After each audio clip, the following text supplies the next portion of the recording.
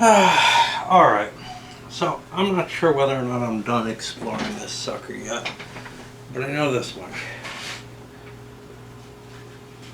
The fact that I'm not sure means it's time to do a review.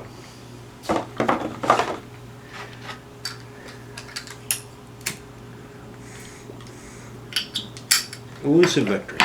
So, I obviously did not have a lot of fun playing this. And I didn't get very far into the system at all. I played one introductory scenario. But I think I can say enough about my impressions of it that it's of some value, and it'll probably hold up even if I do soldier on and play one of the more modern scenarios, let's say 73 or something, with all the SAMs and everything going on. And that's that, well, first of all, I understand a little better the way people look at something and say, yeah, it's great for a 30 years war game, I guess, whatever, it's a good simulation or something, but I'm just not interested in the period, and I don't want to go into that detail, I'd be fine with a quad game monitor or whatever. And because of the fact that, what I kind of consider my uninteresting eras, which is pretty much everything after World War II. Well, after World War I, really.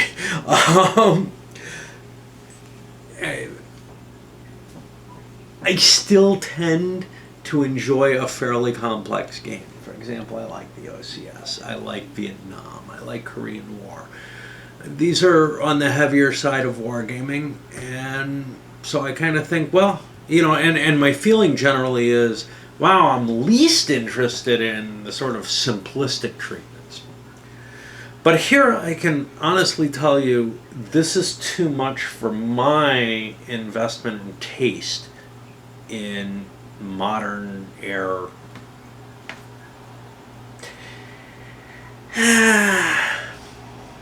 Large-scale tactical.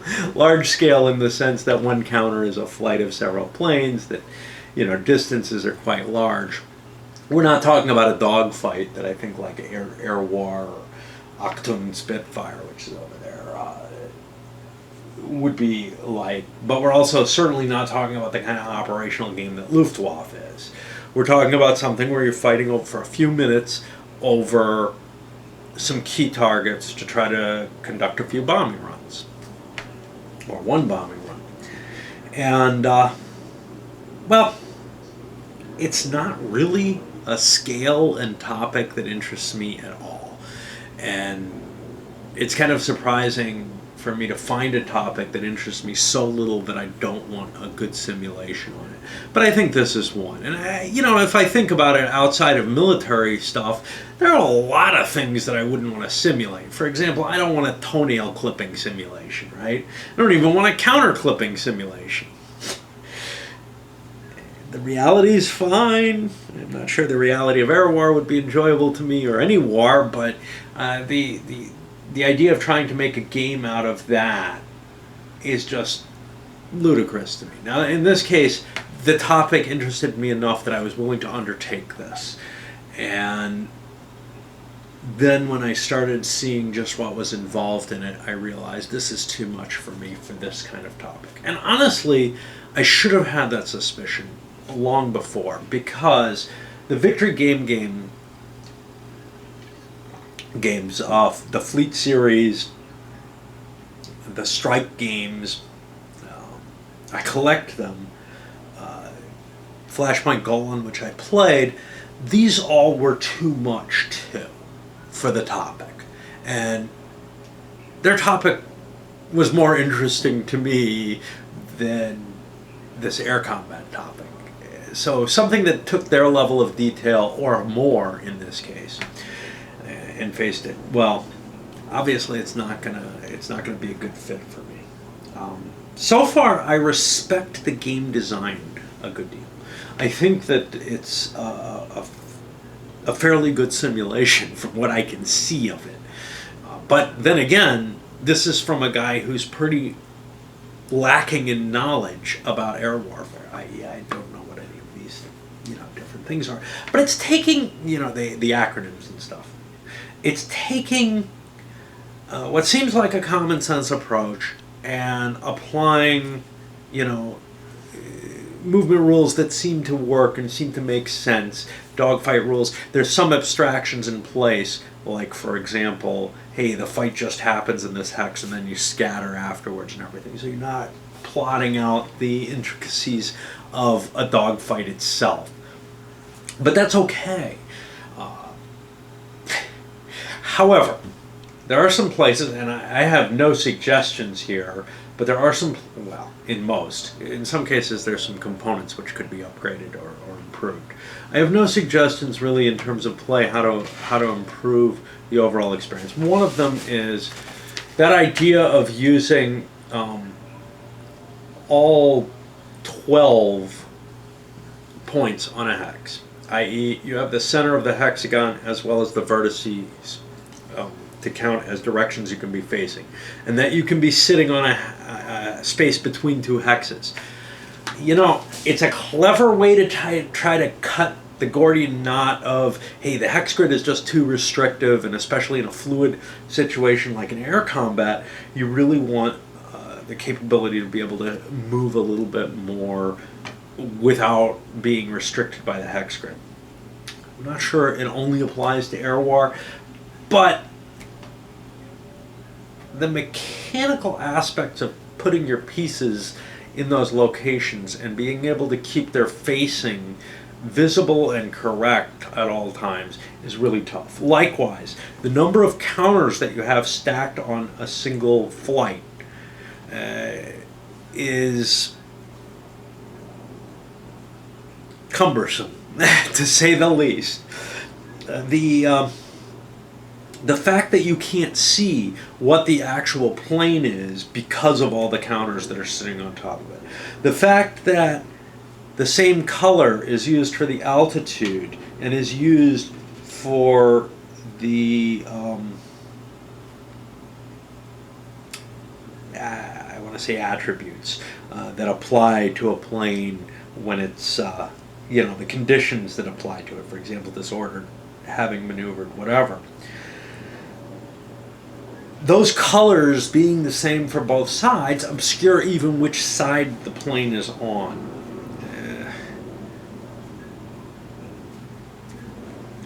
There were a number of mechanical aspects to the game that make it less pleasant to play. And if those could somehow magically be disappeared, and I think the only way you can do that is by playing this on Vassal. I begin to suspect this game was designed to be played on Vassal and not to be played with a physical copy. And to me, that's a failure. But, if you could kind of design the component mix and make it so that it was a little bit less obtrusive and a little bit less mechanically cumbersome, if you could get rid of some of the annoyances like, hey, it's really easy for a counter to bump 30 degrees, but counters don't usually bump 60 degrees. So you can usually tell facing in, games like the CWB series that I play, or any game in which the counter's facing is important. Well, as long as they're facing either a hex point or a hex side, there's no big deal. But if they can face either of them, you're starting to get into a realm where it's really tough to tell what the facing actually is. Other things, the play aids for these sheets, and I'm sure people have made better ones, don't contain all the information that you need. So you're constantly making chart lookups for the particular planes you have, and not even all the information's on the plane because your weaponry is covered here, and then there's sometimes special information inside the fold out. So there's a lot of information. It doesn't translate onto here, obviously. If it doesn't fit on this chart, it ain't going to fit on these little lines here. Speaking of charts, the game comes with 2 booklets of play charts. These are separate and not terribly easy to find everything. They're nicely translated where they have, or nicely referenced where they have the roll number in them. And that's necessary. Is it that much more chartage than you have in, say, a game of like A World at Warp? Nah, it's probably a little less. But the fact of the matter is, you need all these charts in a fairly tight cycle. It's not like, oh, now we're at the submarine warfare and we go over here. Nah, you need a lot of those charts a lot of the time, and that causes you to be flipping through them constantly. And it's not just these two, but you then also need the plane information as well, because you can't put that on your paper. This final one here has a few more charts, not really ones that you need as much.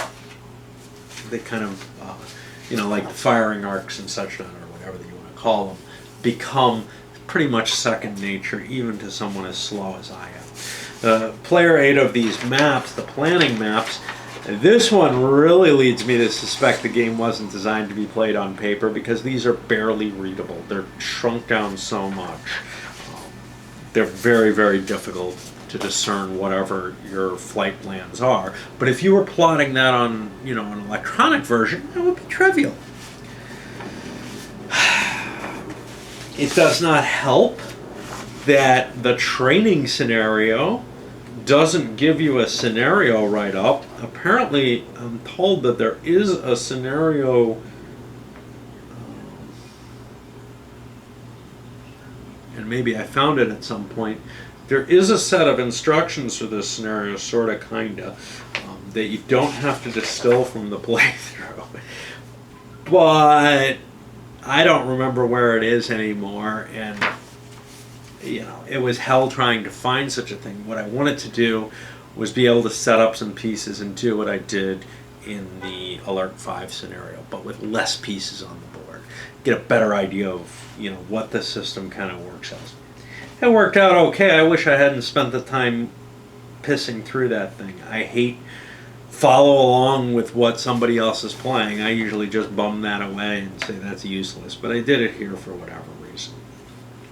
The rulebook itself reads fairly well, and as a reference, a lot of effort has been put in to try to make it really useful. I don't have huge complaints about the rulebook here. I don't have huge complaints about the system in concept. The big complaints I have is my personal taste says this is too complicated for this subject matter, which, is totally bogus, right? I mean, if you're really interested in air-to-air combat in this era, with targeting, with goal orientation in terms of, I want to take out this airfield, I want to hit these units, whatever, in terms of your missions, I think this is probably a wonderful, wonderful design. Can't be certain. I haven't played enough of it and I don't know enough. But it shows all the signs. If you want something that's easy to play in terms of even just the mechanical handling of the pieces, this sort of starts to really fall by the wayside in terms of design. I don't know how you could do it any better. You'd certainly have to lose some of the realism that the game portrays if you started trying to simplify the user interface on a physical copy.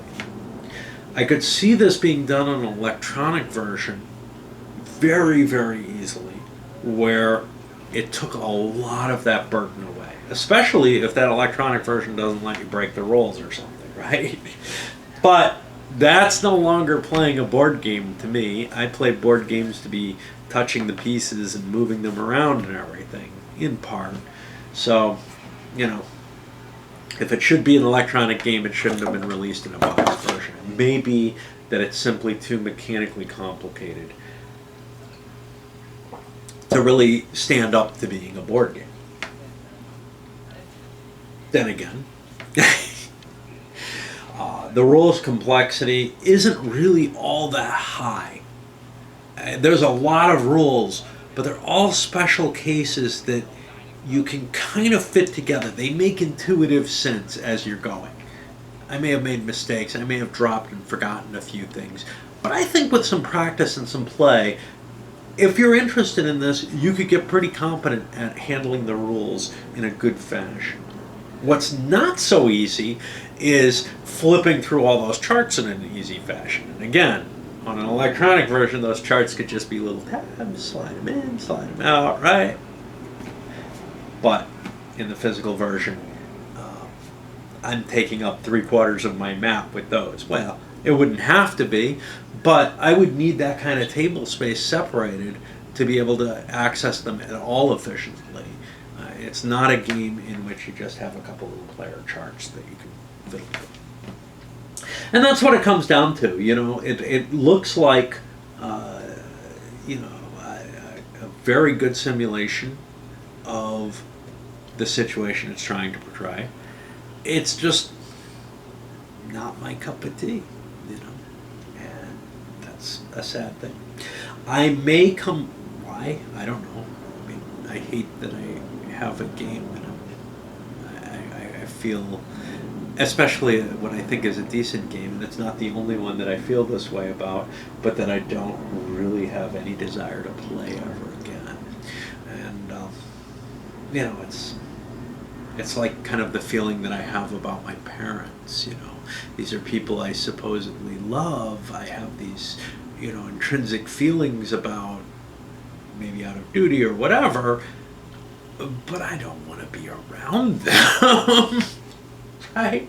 And then I realize, well, they're just getting older and this game is going to decay and turn to dust someday. Yeah, I'm a screwed up person. Anyway, if this is a topic that really, really interests you, and the interest level, you know, I don't know, I have that kind of interest level with certain topics. Certainly, you know, Le Grand Guerre is a pain in the butt, and you really have to work to get to that. SFB was that way. This is like the ASL of this air combat, or the SFB of this air combat. Obviously the rules aren't so thick, but the amount of stuff you have to be balancing and playing around with in every scenario is up there with the amount of stuff you have to balance and play around with in those games. Those games just have a lot more, you know, in terms of, well, they can cover more scenarios and more special cases and whatnot. But if you extended this system to other periods and other plane types and everything, and other weapon systems available, you know, you would get that kind of blow in terms of the total system. The core, though, has a lot going on in it, and mainly the mechanical cost is just more than I'm willing to face for something like this, in terms of lookups, in terms of chart lookups, especially in terms of moving the pieces on the board. So yeah, you know, I can't think of anything else that covers this anywhere near this kind of level, but then again, I don't play that many modern air combat games either, so we don't know. Alright, let's send this up, and I may be back to it. I've got to toss that idea around, but I need to play something else. I don't care.